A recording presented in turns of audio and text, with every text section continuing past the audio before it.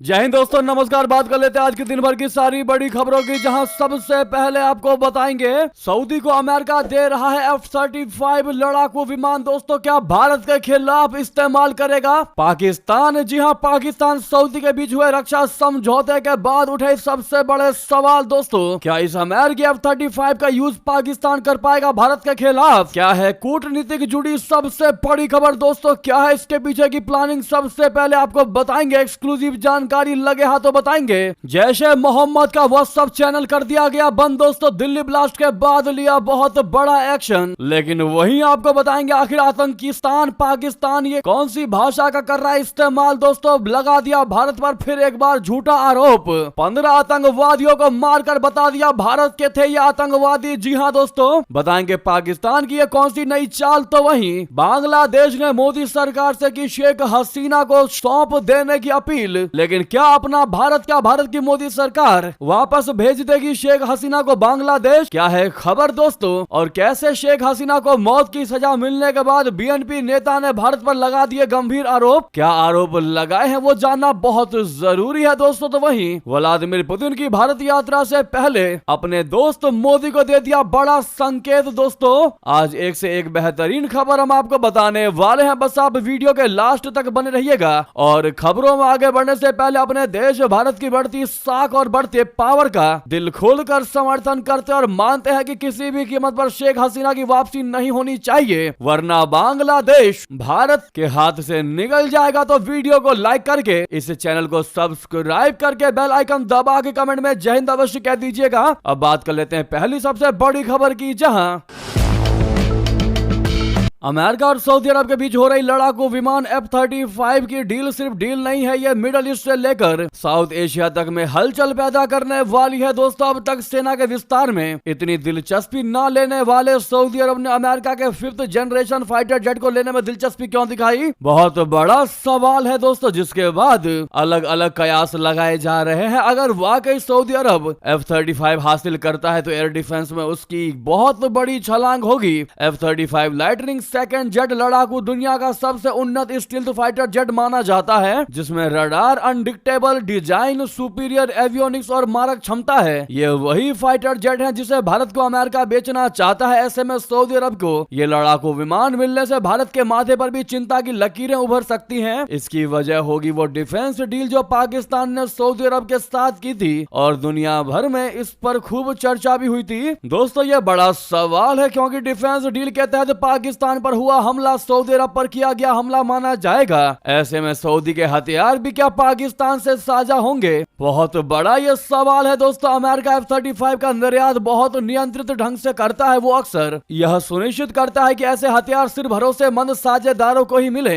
ये सवाल उठेगा कि क्या अमेरिका सऊदी को इतने उन्नत विमान देगा और फिर सऊदी पाकिस्तान को उन्हें हस्तांतरित करने की अनुमति देगा? ये एक बड़ा जोखिम हो सकता है। F-35 के निर्यात के लिए अक्सर अमेरिका अन्य साझेदार देशों की सहमति, सुरक्षा गारंटी, प्रशिक्षण और रखरखाव समझौते शामिल होते हैं। दोस्तों, यदि सऊदी ने पाकिस्तान को F-35 देने की कोशिश की तो यह अमेरिका के लिए बहुत बड़ा राजनीतिक जोखिम होगा। अमेरिका को यह सुनिश्चित करना होगा कि यह विमान पाकिस्तान की सैन्य नीति और संरक्षणात्मक रणनीतियों के उपयोग के लिए सुरक्षित रहे। इसके अलावा अन्य क्षेत्रीय प्रतिद्वंदी देशों जैसे कि इजराइल, भारत भी इस कदम को गंभीरता से लेंगे और अमेरिका को अंतरराष्ट्रीय दबाव का सामना करना पड़ सकता है। आर्थिक रूप से F-35 महंगे होते हैं। ऐसे में न सिर्फ उनकी खरीद बल्कि मेंटेनेंस, रनिंग कॉस्ट और लॉजिस्टिक्स भी भारी पड़ता है।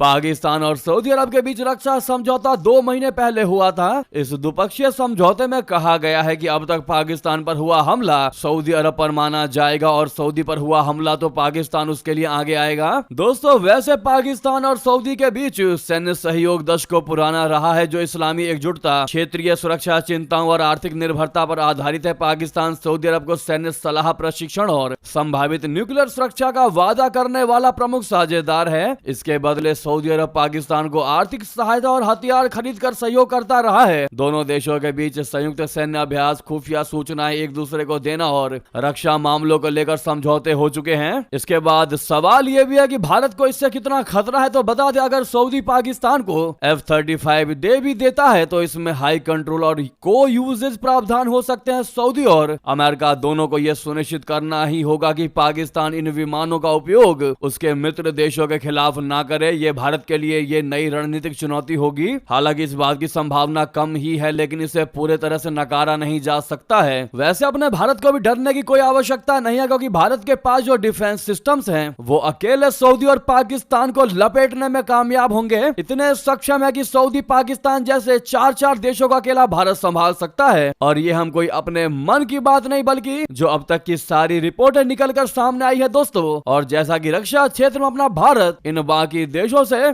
आगे है, ये दर्शाते हैं कि अकेला भारत इनको लपेटने में जरा भी पीछे नहीं हटने वाला। लेकिन फिर भी जिस प्रकार से सऊदी के साथ भारत के अच्छे संबंध है, भारत बिल्कुल नहीं चाहेगा कि सऊदी उसके खिलाफ उतरे, और इसके लिए ये सिक्योरिटी अमेरिका को देना होगा दोस्तों। अब इस पर आपकी जो भी राय हो बताना बिल्कुल मत भूलिएगा। अगर आप भी मानते हैं कि भारत युद्ध के समय इनको छोड़ने वाला नहीं, तो वीडियो को लाइक जरूर करिएगा और इस मुद्दे पर कमेंट करना मत भूलिएगा। जितना ज्यादा हो सके वीडियो को शेयर भी कर दीजिएगा। नेक्स्ट खबर की बात करते हैं, महत्वपूर्ण जानकारी की, जहां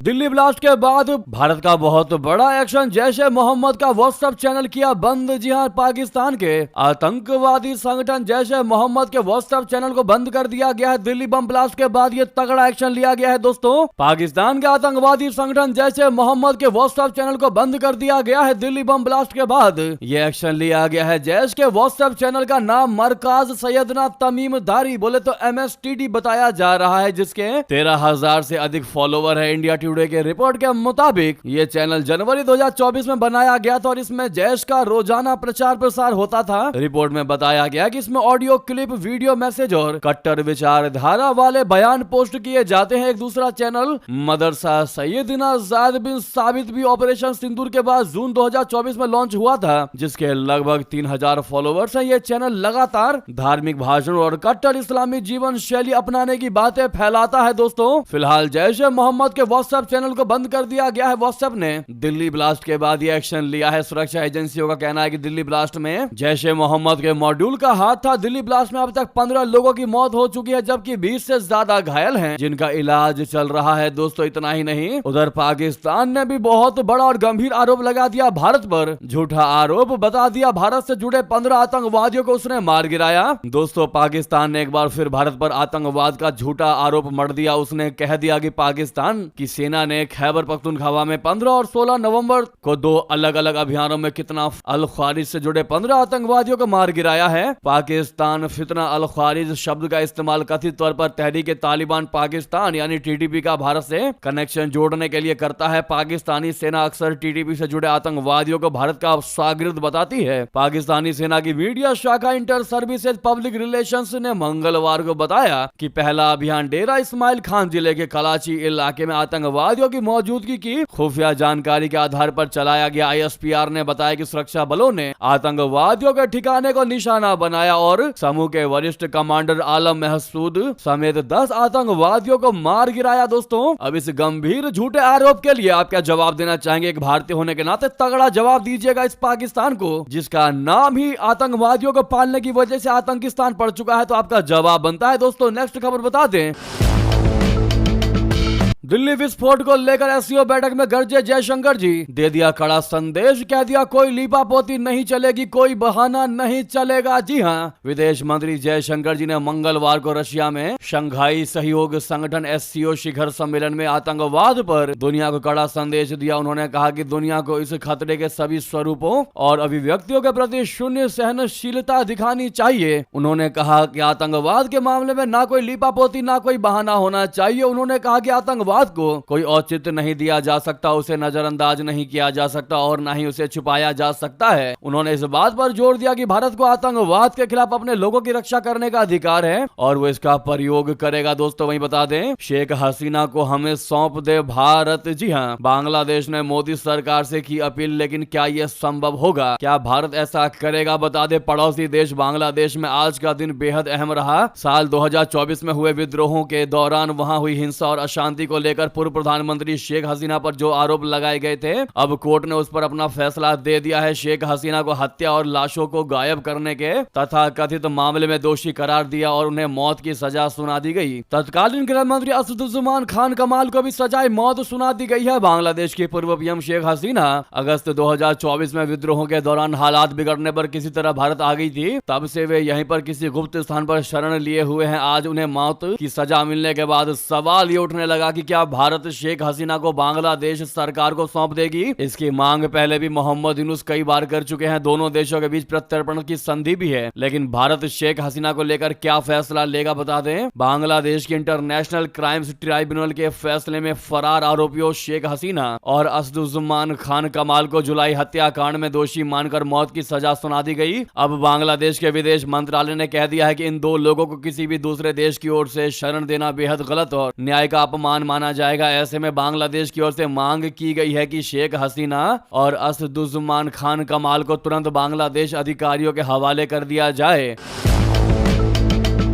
दोनों देशों के बीच मौजूद प्रत्यर्पण संधि के मुताबिक भारत से यह मांग की गई है। हालांकि भारतीय विदेश मंत्रालय ने इस पर कोई जवाब नहीं दिया। दोस्तों सवाल यह है कि क्या भारत मना कर सकता है शेख हसीना का प्रत्यर्पण? तो आपको बता दें, जो आप लोगों के सवाल थे उसके जवाब ये हैं। दरअसल भारत बांग्लादेश की प्रत्यर्पण संधि में कुछ ऐसे प्रावधान है जिनकी वजह से भारत शेख हसीना को बांग्लादेश को सौंपने से मना कर सकता है। जी हाँ दोस्तों, इस संधि के अनुच्छेद 6 के तहत यदि अपराध पॉलिटिकल नेचर का है, यानी राजनीति से जुड़ा हुआ है, तो प्रत्यर्पण को मना किया जा सकता है। हालांकि शेख हसीना पर हत्या, अपहरण और आतंकवाद के आरोप है, लेकिन इस संधि का अनुच्छेद 8(1)(3) उन्हें बचा सकता है। इसके मुताबिक प्रत्यर्पण करता ये साबित कर सके कि आरोप न्यायिक दृष्टि से सद्भावना के तहत, अगर इंग्लिश में बोले जो उसमें लिखा है, तो वो not made in good faith in the interest of justice नहीं किया गया है, तो प्रत्यर्पण को मना किया जा सकता है। दोस्तों हसीना विरुद्ध आरोप राजनीतिक प्रतिशोध पर आधारित हो सकते हैं और इसीलिए भारत को यह तर्क दे सकता है कि प्रत्यर्पण करना अन्यायपूर्ण होगा। जी हां दोस्तों, आशा करते हैं आप समझ गए होंगे कि भारत के पास भी अभी हैंडल बचा हुआ है शेख हसीना को भारत में रोकने के लिए। जी हां, आपकी क्या है इस पर राय? दोस्तों बताना बिल्कुल मत भूलिएगा। इतना ही नहीं, बता दें शेख हसीना को मौत की सजा मिलने के बाद बीएनपी नेता तक ने भारत पर लगा दिया गंभीर आरोप। बीएनपी नेता रुहुल कबीर रिजवी ने आरोप लगाते हुए कह दिया कि भारत अब दस्त पूर्व प्रधानमंत्री शेख हसीना को शरण देकर बांग्लादेश में तोड़फोड़ और तनाव की स्थिति पैदा होने का मौका दे रहा है। उन्होंने कहा कि भारत ने बांग्लादेश के एक भगोड़े अपराधी को अपने यहाँ शरण दिया। इसके साथ ही ये देश उसे यानी शेख हसीना को बांग्लादेश के खिलाफ तोड़फोड़ करने का मौका दे रहा है और ये भारत की ओर से कानूनी व्यवहार नहीं है। ये बेहद दुर्भाग्यपूर्ण है। दोस्तों इस बीएनपी नेता का ऐसा आरोप तब आया है जब हसीना पर मौत की सजा के बाद बांग्लादेश में हिंसा भड़की। ढाका में सबसे उग्र प्रदर्शन हुए, आगजनी और हमलों में 50 के घायल होने तक की खबर है। यहाँ तक कि बांग्लादेशी मीडिया को वार्निंग दे रही है मोहम्मद यूनुस की सरकार। शेख हसीना के किसी भी बयान को प्रतिबंधित कर दिया गया है बांग्लादेश में कि कोई भी मीडिया, कोई भी डिजिटल प्लेटफॉर्म पर शेख हसीना के बयान नहीं चलाए जाएंगे, चाहे वो कैसे भी बयान क्यों ना हो। यानी कि दोस्तों मोहम्मद यूनुस को तगड़ा डर सता रहा है कि कहीं शेख हसीना के बयान चालू कर दिए गए तो मोहम्मद यूनुस की हालत ना खराब कर दे उनके समर्थक। इसीलिए डर की वजह से मोहम्मद यूनुस ने यह फैसला लेना भी गवारा समझा। क्या है इस पर आपकी राय? दोस्तों बताना बिल्कुल मत भूलिएगा। इसी बीच आपको बता दें ये थी कि सारी बड़ी खबर, आपको खबर कैसी लगी जरूर लिखिएगा। दोस्तों लगे हाथ तो वीडियो को लाइक करके, चैनल को सब्सक्राइब करके, बेल आइकन दबा के कमेंट में जय हिंद कह दीजिएगा। मिलता अगली बड़ी खबर में। बहुत बहुत धन्यवाद, बहुत बहुत आभार। जय हिंद, जय भारत।